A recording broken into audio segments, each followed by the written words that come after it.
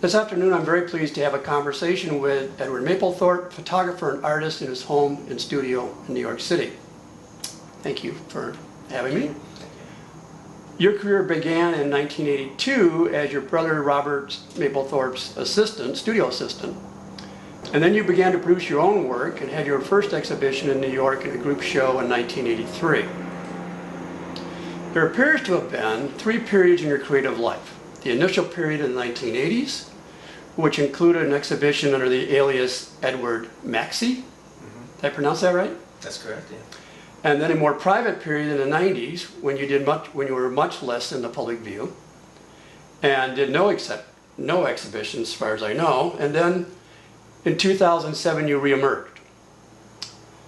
So what were some of the elements that triggered these transitions from a public presence to a private period and then again your reemergence? Well, first of all, thank you for that introduction. There are a few things that I want to correct in that, though. I really think that my career started previous to 1982. I was given a camera when I was probably 16 years of age by a friend of mine, and for some reason it just felt really good in my hands. I had come from a background where my father was always interested in the photographic process and taking photographs. And at that time, 1976 we're talking about, I had a brother, Robert, who was already forging a career into that medium. So when that camera was put in my hand, there was something sparked in me, and I was raised in a very sort of academic family, and I thought I was probably going to go in that sort of direction. But I also knew that I had this creative side. Ever since I was a kid, I would sit in front of paintings and drawings and sit there and try to mimic them or try to copy them. And so in 1976, when that happened, my interest really peaked, and I started really diving into taking pictures. So subsequently, when I went to university, not really lost and not really not knowing what I wanted to do, I took a darkroom course, and that's when everything really came together. And we're talking 1979 or so now, so 19 years of age, 20 years of age. And I think it was at that time that my career really did start, because there was no stopping me at that point. Yes, the first show I did have in New York was a group show in 1983. It was at the Robert Samuel Gallery, which has been gone for many, many years. Sam Hardison was the proprietor of that gallery and was an early champion of Robert's.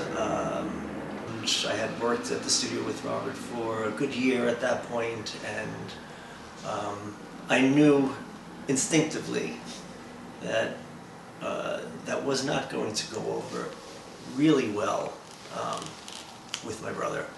So I sort of held off, and didn't hold off, I just didn't tell him. I didn't mention this to him, and this was not mentioned to him until the invitation for that exhibition came.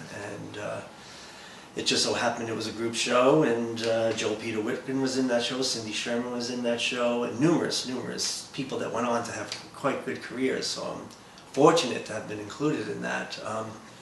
But Edward Mapplethorpe, it was all in alphabetical order. Then Robert Mapplethorpe just so happens that he comes before R, and that was not one of the better days in my life. When that came to the studio, Robert came in and just immediately said to me that we needed to talk. And I agreed with him that it was probably better for me to assume a different name and try to path my own course with this. So my mother's maiden name happens to be Maxey, M-A-X-E-Y, and rather than just come up with some made-up pseudonym, I just assumed that name. And from that period until, I would say, the mid-90s, I was Edward Maxey. Fast forward a number of years, I mean, we are getting through the period that I left the studio and went to California to do my own thing and left Robert's studio. And you know, I worked odd jobs. I was a starving artist in Los Angeles back in the mid-'80s. That was not a particularly attractive thing. It was a difficult period in my life in many respects, but I certainly am glad that I made that move.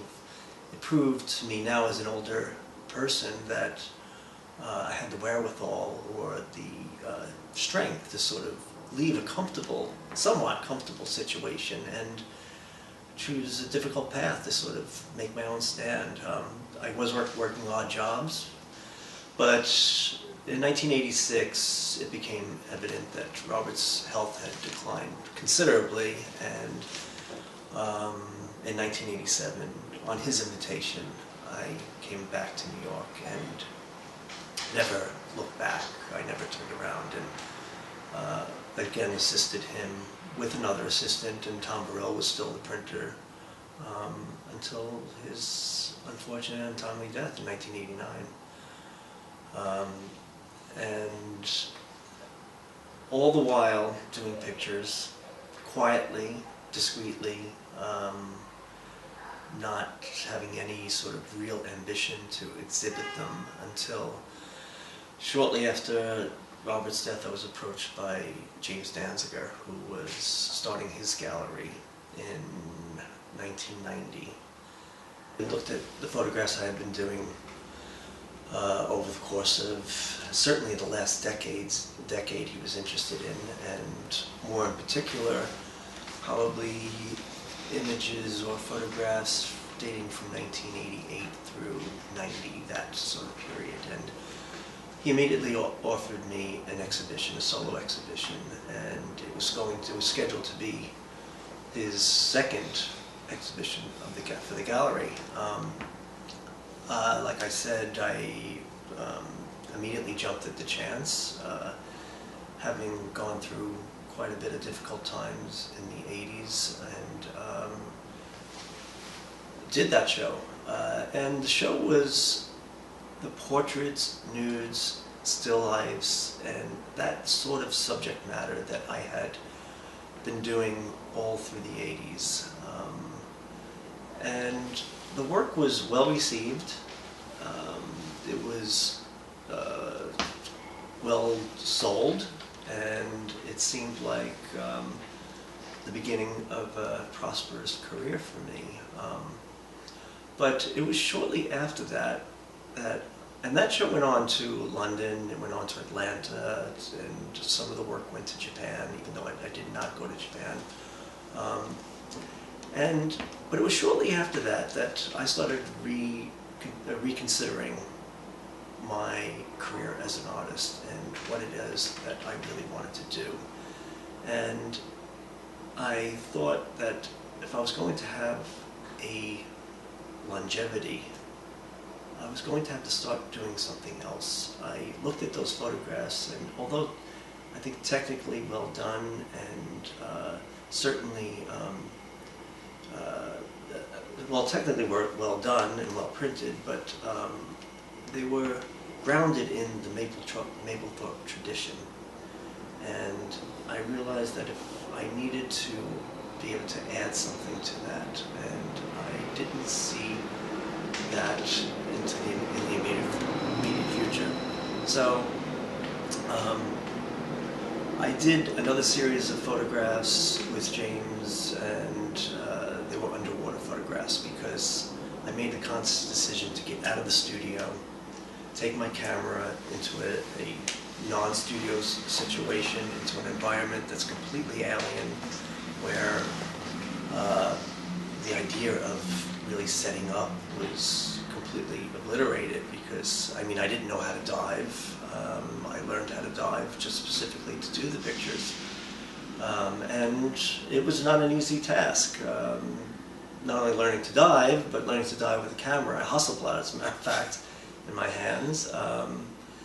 It was a daunting task, but that group of work really opened up a whole new vision for me, because by the time that was done, and I had done about 3 years of work underwater, the work had gone from very sort of still life type things of seascapes to very abstract surface studies. And those surface studies really started opening my mind to different possibilities with the photographic medium, that it didn't have to be representational, and it could be abstract. And so I started looking at painting, and I started looking at drawings, and I started looking at minimal work, and I started looking at conceptual work. And this is probably the period that I withdrew, and I decided that, you know, it's probably best in the long run for me to step away and develop my style, develop my vision on my own time, and not in the view of the public. I didn't want them to see those steps.